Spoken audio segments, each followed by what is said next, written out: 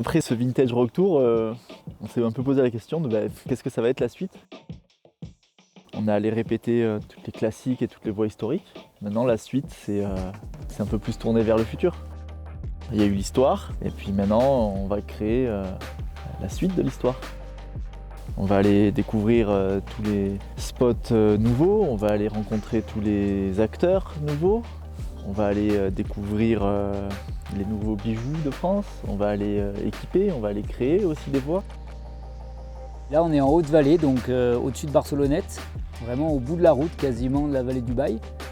Et ce vallon c'est le vallon de Sereine et le sommet s'appelle la Mortisse.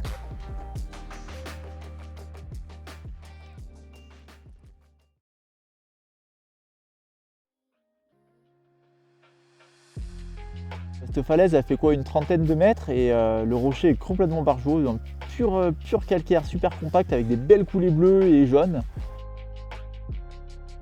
On est servi, c'est le plus beau cadre de falaise que j'ai vu.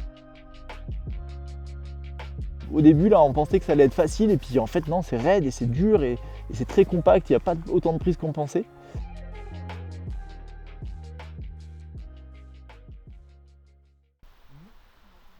Voilà, c'est une falaise qu'a commencé un peu à équiper Laurent Pérez.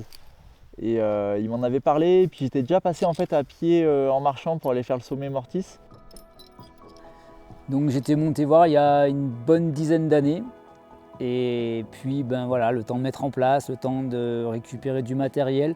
J'y suis monté assez souvent pour faire des portages. Et à chaque fois, je trouve que c'est un coin qui est un peu mystique. Laurent, voilà, il a équipé une quinzaine de voies qui sont toutes à essayer et toutes magnifiques. En fait, il n'y a aucune de ces lignes qui a été libérée pour le moment. Et on va essayer d'en libérer quelques-unes et puis peut-être de trouver une ligne ultime, quoi.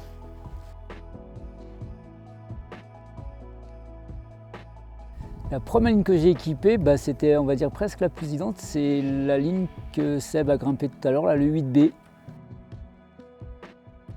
Là, j'ai fait une première ascension. Ouais, c'est une pure ligne qui remonte en plus sur une proue finale avec des sifflets à mettre les doigts dedans. Là, et j'ai ripé là sur un picot et je me suis entaillé le doigt là comme un cochon. Ah non! Putain, j'ai tout qui a roulé à droite! Je me suis ouvert le doigt en plus. Ah, ça m'a fait une entaille. Comme si tu prends un couteau, tu te l'ouvres en deux, quoi. Tu sais, cette voie là que j'ai essayé, elle m'a paru longue. Hein. Ça paraît vraiment pas long, mais quand tu grimpes. Du coup, cette voie, il y a quelques mètres faciles. Et puis on va se retrouver sur des trous un peu verticales qu'il faut compresser, c'est super beau. Et puis donc on compresse ces verticales jusqu'à se retrouver dans un petit pas de dalle.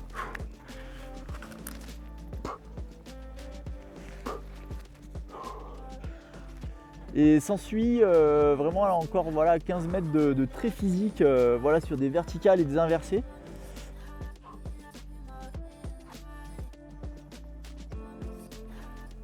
Et il faut remonter cette proue et c'est quand même assez physique et ça fait une voie assez contive. Voilà.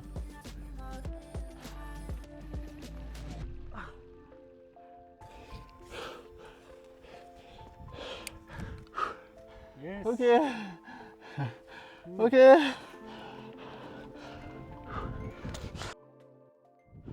Tac. Truc. On dirait qu'il a la lèpre le doigt. Voilà, maintenant il faut quand même marcher pour venir. C'est pas rien là. Il faut quand même marcher 1h15, au moins 1h15, ouais. Puis on arrive, on est bien fatigué, surtout si on a importé un peu de matos.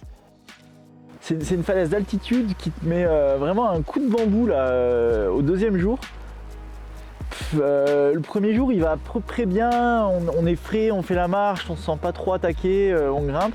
Et le deuxième jour, on n'arrive plus à mettre un pied devant l'autre, on arrive à la falaise, on a qu'une envie, c'est de faire la sieste. Dès qu'on grimpe, on est tout mou. Il y a vraiment le côté altitude qui met une claque et qui apporte un peu de piment à l'aventure. Mais c'est trop cool, on est trop bien. Franchement, être là, c'est le paradis, quoi. Regarde où on est. Il n'y a pas un chat. paumé dans les montagnes avec des pures voies trop belles à essayer. C'est vrai que quand je me retrouve ici et puis que je me pose sur tous ces blocs là et puis que j'observe, vraiment je me retrouve dans un environnement que j'ai connu aux Anscars. Ça a quelque chose voilà, d'éloigné, vallon sauvage. La Mortise, c'est un peu une falaise d'altitude et ouais, il faut faire gaffe en altitude. Si on traîne un peu trop fin de journée, on peut se choper l'orage des fois. Vas-y, descends, descends. Descends, j'aime pas du tout. Ah, je veux pas mourir, je veux pas mourir. Enlève-moi ce baudrier. Mais t'enlèves le baudrier. Ah, je veux pas mourir.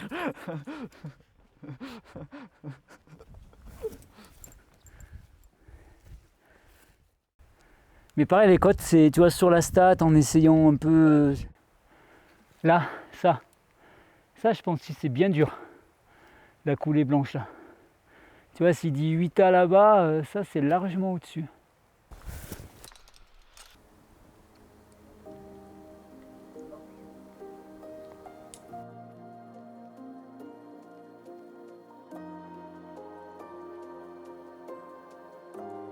En faisant la voie de droite qui est un 8A, 8A+, et je voyais cette ligne de trou là dans le dévers, et je me dis tiens mais ça serait trop bien que ça grimpe et tout, et je me dis bah, peut-être que je pourrais l'équiper. Et le deuxième jour quand on est revenu avec Laurent, je lui ai montré la ligne, il m'a fait ah, mais ouais mais j'y avais pensé et tout, et il a sauté sur l'occasion, pouf il a équipé tout de suite. C'était une ligne que j'avais repérée dès le début en plein milieu du panneau. Et pour moi, ben, il y avait une zone là au milieu qui me doutait, j'étais pas sûr que ça marche avec les inverses. Et là-bas, là, je te disais, je pense, À gauche. là, bah, entre les deux, là, tu vois, et t'es même pas forcément obligé de... Ouais, ça passe. Au début, là, tu vas claquer les trous assez loin, puis tu remontes, après, t'as des inverses, t'as des règles, tu vas un peu regarder en descendant. Puis il y a moyen que ça passe un peu tout droit, là, tu verras, il y a un peu des prises. En dessous, c'est sûr que, bah, là, les trous, ils marchent, là, et au-dessus, c'est sûr que ça marche. C'est plutôt le début, mais je pense que le début, vu la gueule des trous, tu sais, en inverse, tu vas pouvoir aller baffer les sifflets. Et puis si c'est dur, tant mieux, quoi. Non, mais c'est vrai.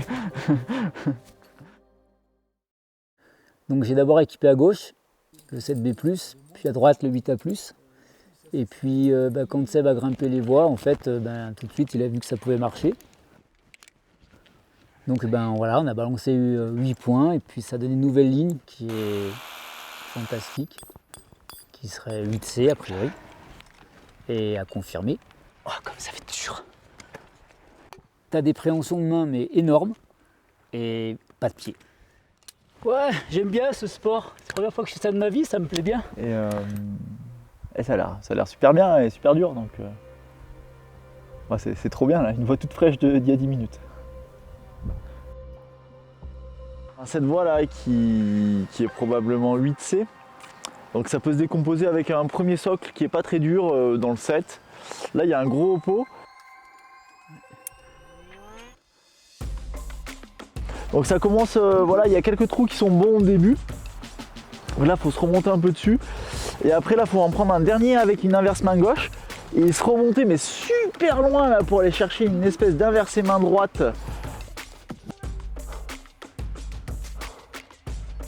Et là, c'est ce qui est dur en fait dans cette falaise et dans cette voie, c'est qu'il n'y a pas de pied. Il y aurait des bons pieds, ce serait super facile. Donc là, c'est un peu pied à plat sur le mur. Et là, il faut essayer de prendre une inter de merde là pour s'arrêter, remonter un peu les pieds à plat et aller chercher une espèce d'épaule en bidois.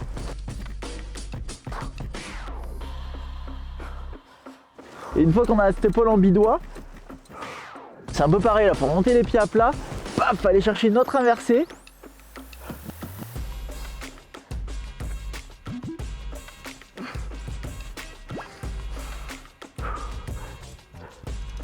Et cette inversée, paf, remonter un peu les pieds à plat. Et là on arrive à prendre une épaule, un espèce de bidois sifflé, pour aller sur une autre épaule à gauche et décroiser. Donc là on arrive à une décontraction, on peut se reposer un poil. Et là il reste quand même 2-3 moves sur des bonnes prises mais assez physiques pour sortir du bouclier. et dynamiser très loin à droite dans un bac et ramener dans un autre bac. Là, ça c'est encore un peu physique. Si on est vraiment fumé, je pense qu'on peut tomber.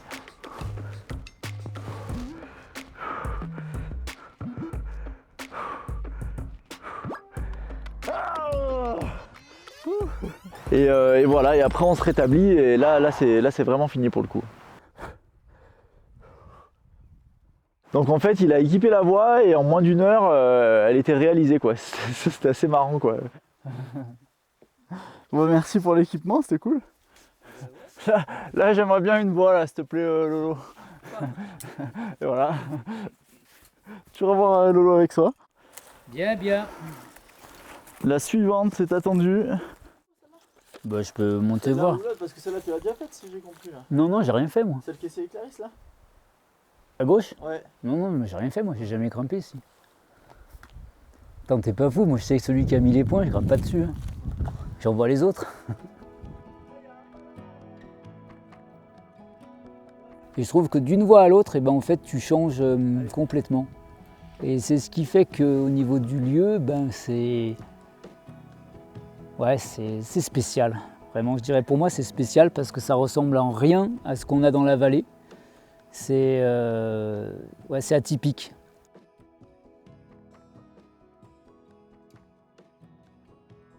Tu vois, il n'y a pas que des voies dures, parce qu'il y a des copains qui ont ouvert une dizaine de lignes.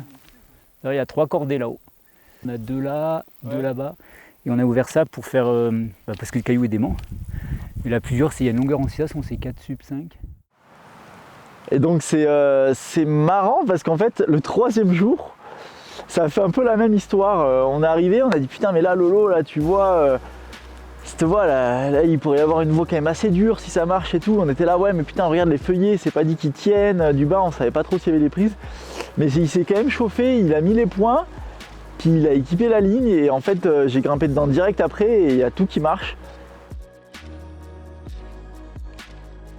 Tu peux faire un relais là où c'est fini si tu veux, et tirer là-haut quoi. Okay. Et pour le coup ça ferait une voie un peu plus dure et ouais, ça pourrait être 9A je pense ouais. Voilà, ça c'est fait. Une de plus en moins. Plus qu'à essayer. Mais je pense que le 9A il y est là. C'est cool de croiser les deux visions quoi. Parce que moi tu vois j'aurais pas le doute mais je me dis ouais, ça passera pas et puis finalement il y a 2 prises quoi. Tu te dis en fait c'est un bloc quoi, c'est tout court. Et putain quand tu es sur la corde ça fait déjà une impression de hauteur. Et ouais il y a des moves hein.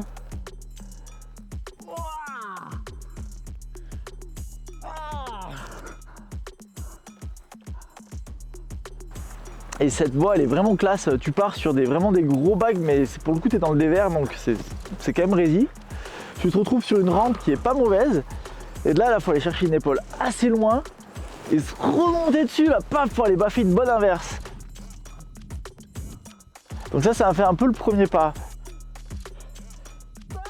Une fois qu'on arrive à cette inverse, là ça permet de souffler un peu, de clipper.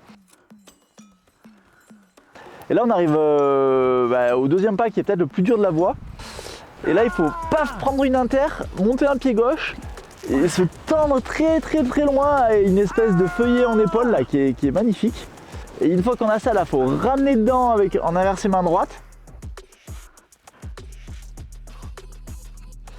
Là ça permet de clipper et un dernier move pour aller sur une épaule où on perd un peu le pied droit.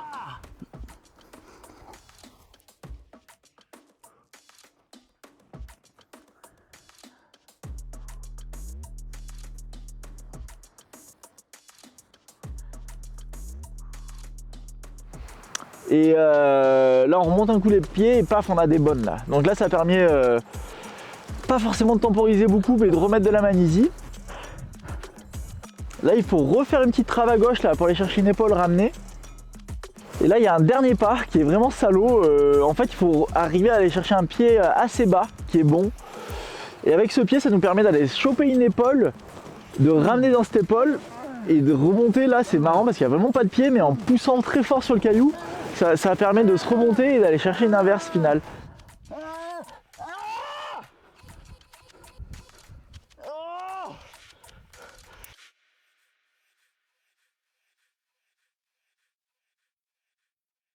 Je pense que c'est vraiment une falaise d'avenir et je suis assez fier, je peux le dire, en fait, toute prétention gardée.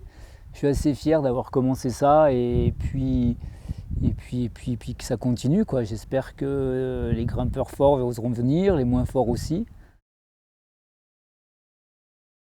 Et je pense que si on continue d'y grimper, vraiment de l'apprivoiser, on a vraiment matière à faire encore des lignes futuristes.